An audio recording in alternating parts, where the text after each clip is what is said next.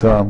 میرا سوال یہ ہے کہ احمدیہ کو مکہ جانے کی اجازت کیوں نہیں ہوتی؟ یہ تو ان سے پوچھو جو نہیں جاتے ہمیں۔ احمدی کے اوپر اگر احمدی لکھا ہو تو وہ کہتے ہیں کہ تم لوگ کافر ہو اس لیے تمہیں نہیں ہے، حالانکہ ہم مسلمان ہیں۔ حضرت صلی اللہ علیہ وسلم نے فرمایا کہ جو شخص کہتا ہے نا لا الہ الا اللہ محمد رسول اللہ وہ مسلمان ہے، بلکہ آپ نے یہ بھی فرمایا کہ جو شخص کہتا ہے نا لا الہ الا اللہ وہ بھی مسلمان ہے۔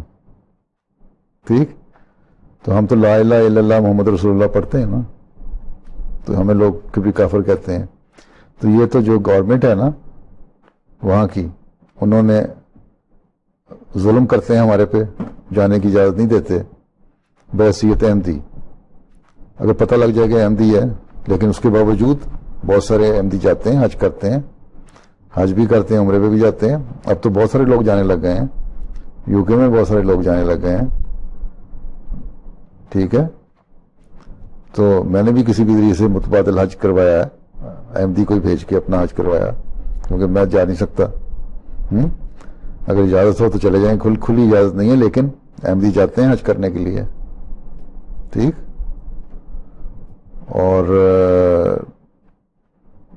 اگر یہ پتہ نہ لگے کہ احمدی ہے، نہیں تو وہاں ماریں گے، پیٹیں گے، نکال دیں گے۔ تو یہ تو ظلم کرتے ہیں جو نہیں جانے دیتے، ان کو حق کوئی نہیں پہنچتا۔